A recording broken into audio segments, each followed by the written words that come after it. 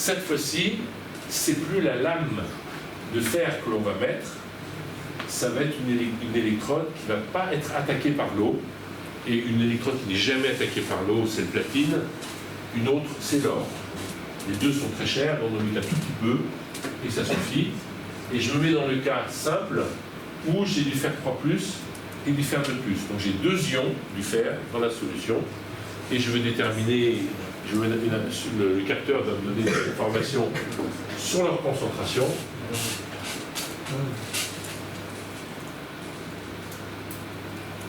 Je ne sais pas pourquoi c'est là, ça. On utilise un métal inattaquable, le platine. La demi-équation ne met pas en jeu le platine, mais met en jeu les 2 ions. Effet 3+, plus un électron donne effet 2+. Et la relation d'Ernst, c'est E égale E0, 0,77, plus 0,06 parce qu'il n'y a qu'un seul électron, log de ce qui est avec les électrons, le fer 3+, sur ce qui est ici, fer 2+. Donc voilà à quoi ressemble notre électrode. Et ici, on a notre électrode de référence pour pouvoir avoir les concentrations en ion fer. Bien. Donc, on va voir maintenant l'électrode de pH. Et pour ça, il faut comprendre comment c'est fait et la relation avec ce qui précède. Donc, le pH est une grandeur qui est essentielle pour une solution, voire même pour les solides. On peut parler de pH de solide dans certains cas. Ça sert pour des titrages, pour mesurer des eaux minérales. Prenez une étiquette d'eau minérale, très souvent il y a son pH qui est donné. Pour le pH des eaux domestiques, on regarde, les eaux domestiques ne doivent pas être acides, sinon il y a un problème quelque part. Le pH des eaux de piscine, quand vous vous baignez dans une piscine, il ne faut pas que les yeux soient attaqués par l'acidité de la piscine. Donc voilà, le pH de l'eau de mer, ça va diminuer avec le gaz à effet de serre, l'oxyde de carbone est un acide. Plus on en met dans l'atmosphère, plus dissous dans l'eau de mer, plus le pH de la mer va changer.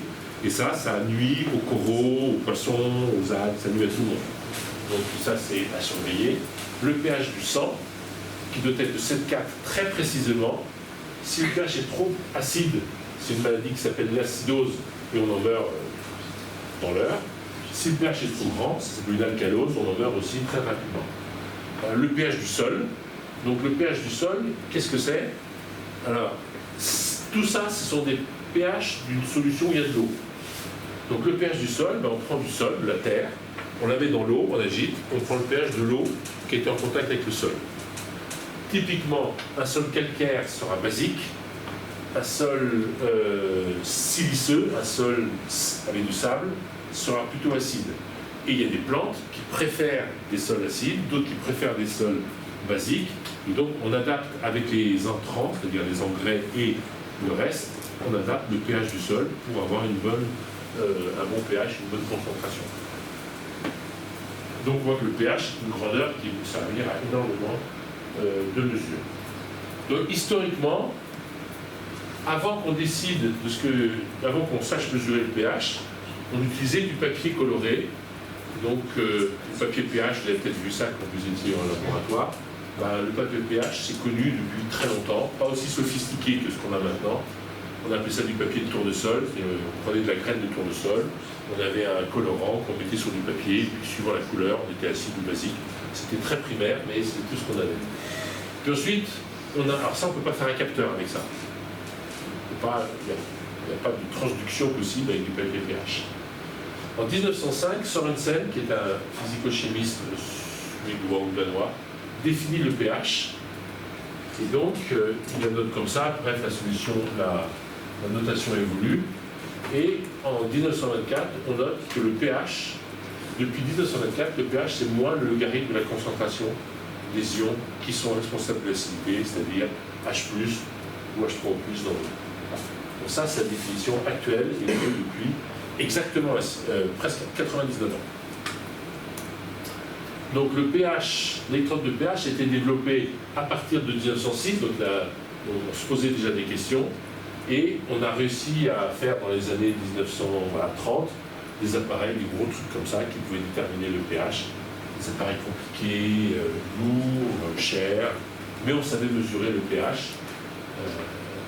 ici, là, ici, il y a une électrode pour le pH. Le capteur, c'est tout ça. L'électrode de pH, elle est là. Donc on va détailler ça sur les instruments modernes. Donc on est parti de là. Et puis on a fait ça. Quand j'étais étudiant, c'était des pH mètres comme ça. Vous avez plutôt des pH mètres comme ça. Et on vend même des pH mètres à 4 sous qu'on peut mettre dans la poche. On trempe ça dans la rivière. Et puis on a le pH de la rivière. Instantanément aussi le pH du piscine. Donc il y a une évolution dans la miniaturisation et la simplification des dispositifs depuis un siècle.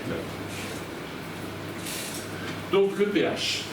Donc j'ai dit le pH c'est moins log de H+, ou de H3O+. C'est pareil, parce que H+, c'est H+, et H2O. Donc ce qu'il faut savoir, comme c'est moins log de pH, si la concentration c'est 1 mol par litre, le pH c'est 0. Moins log de 1, ça fait 0. Si la concentration c'est 0,1 mol par litre, le pH c'est moins log de 0,1, c'est 1, etc. Donc en fait le pH, qu'est-ce que c'est? C'est une grandeur qui compte les zéros, ou qui compte les 10 puissances, tout simplement. Pourquoi? Parce que la variation est énorme entre 1 et 10 puissance moins 14, et 10 puissance moins 9, ça serait 1 milliardième. Donc 10 puissance 14, c'est 1 100 millième de milliardième. Donc l'évolution est très très grande. Donc on a besoin pour ça d'une échelle logarithmique. C'est quand même plus pratique de manipuler des nombres entre 1 et 14 que des nombres entre 10 puissance moins 14 et 1. D'où l'échelle logarithmique que j'ai résumée ici. Donc le capteur de pH, il est basé sur une électrode qu'on appelle une électrode de verre. Donc le verre, il est là, c'est ce rouge qui est là. On appelle ça une membrane de verre. Ce n'est pas une membrane au sens d'une membrane cellulaire, c'est du verre. Du verre qui a quelques propriétés chimiques intéressantes, mais ça reste du verre. Vous prenez l'électrode, vous tapez, vous la cassez. C'est du vrai verre, comme on peut imaginer ce qui est du verre. Donc, l'intérêt de ce verre, c'est que à la surface du verre, donc voilà, ça c'est mon électrode, ça c'est l'intérieur de l'électrode, donc c'est ici, et ça c'est à l'extérieur. Eh bien, s'il y a des H+ dans la solution, ils sont susceptibles de se fixer sur la membrane de verre. Vous allez avoir des H+ qui vont se mettre ici, ici par exemple, et là. Et plus il y a une grande concentration de H+, là, plus j'aurai des H+ sur la membrane. Alors que de l'autre côté, j'ai un certain pH avec certains H+.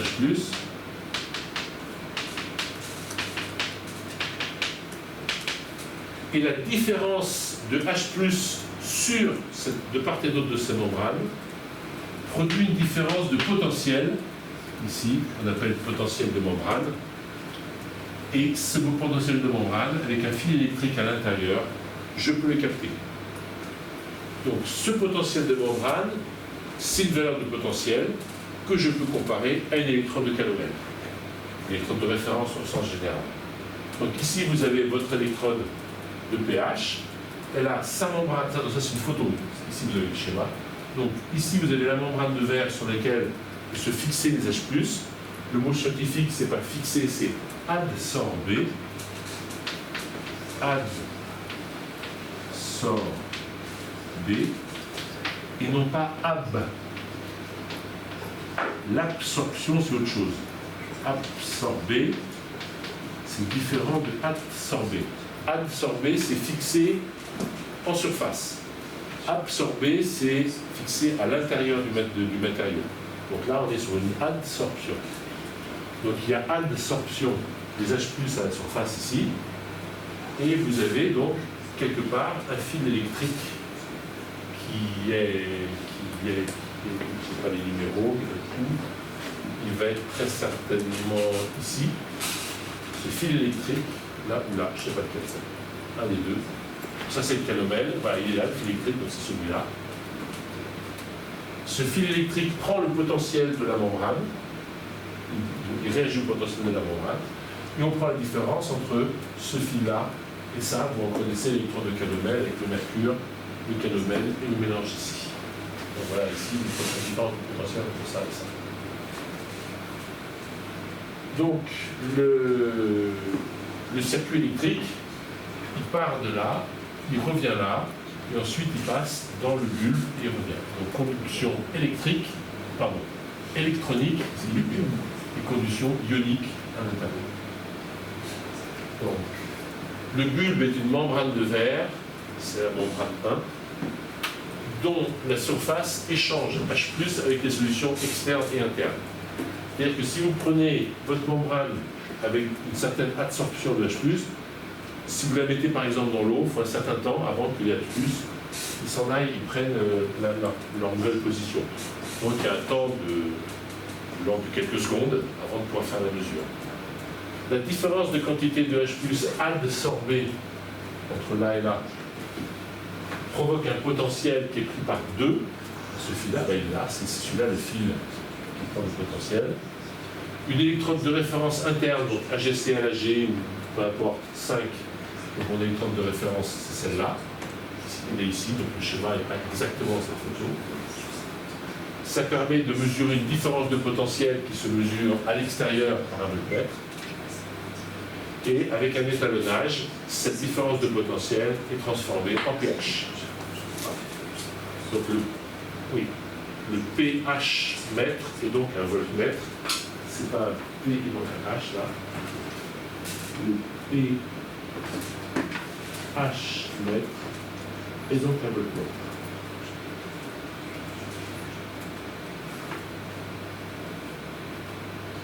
Le circuit de mesure, vous l'avez là, vous l'avez ici. Ici, vous avez tout les légendes de notre dispositif.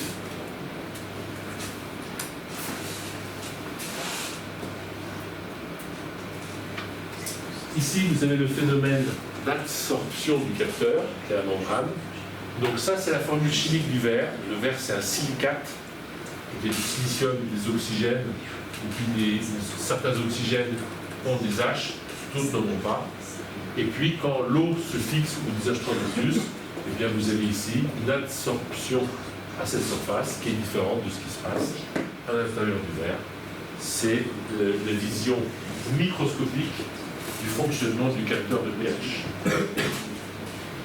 Le potentiel de membrane, il est donné par cette expression qui ressemble à l'expression du potentiel de Nernst. Ce potentiel de membrane, c'est la même famille, mais ce n'est pas la même chose. C'est E2 moins E1, donc c'est le potentiel qui serait ici, ou le potentiel qui est là, mais on ne le prend pas là, on le prend ailleurs. C'est 0,06 log de la concentration là sur la concentration là. Donc ici, vous voyez, si celui-là est connu, parce qu'à l'intérieur, on sait ce qu'on a mis, on peut en déduire ça quand on connaît ça. Donc c'est tout à fait la même famille que les autres capteurs qu'on a vus précédemment. Sélectivité de cette électrode.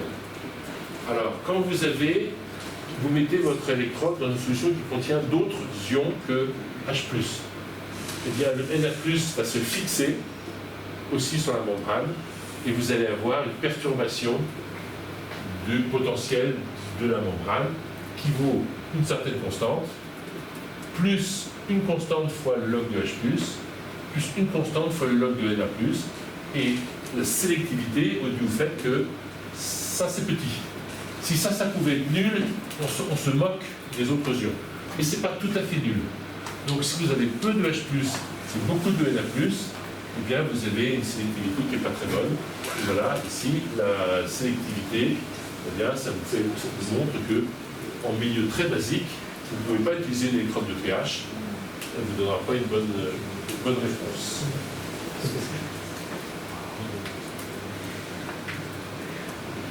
Je peux généraliser l'électrode de pH aux électrodes qu'on appelle ISE, Ion Selective Electrode, les électrodes qui sont sélectifs à un type d'ion. Par exemple, la concentration d'une substance X, quelle qu'elle soit, qui sera un ion, par exemple en ion fer, en ion cuivre, etc., on n'a plus besoin d'avoir tout le dispositif qu'on avait avant. Certains ions peuvent donner lieu à une électrode ISE. On la met, on a directement la réponse, c'est un petit peu plus simple. C'est pas limité aux ions. Par exemple, la valinomycine, si c'est limite là, c'est aux ions. La valinomycine, qui est un antibiotique spécifique, elle peut reconnaître les K+, et les Na+. Eh bien, la valinomycine va absorber K+, et donc va être sensible aux ions K+, et l'électrode spécifique va pouvoir mesurer les ions K+, par cette spécificité. Un capteur d'ion fluorure. Donc ici, vous avez une membrane qui est constituée de fluorure d'europium. L'europium, c'est un métal que vous connaissez. Ah, c'est la fin du cours, je termine ma phrase. Donc l'europium, c'est un composé chimique. Donc EuF2, c'est le constituant qui est là. Et ça, c'est spécifique aux ions fluorure. Et donc, on peut avoir l'absorption de fluorure. Et même principe avec ce capteur, mesurer une concentration de fluorure. Voilà. Et donc, ça, c'est ce qu'il faut retenir. La relation entre le potentiel linéaire, les comptes de référence, les différents modes de production, capteur de pH et capteur spécifique.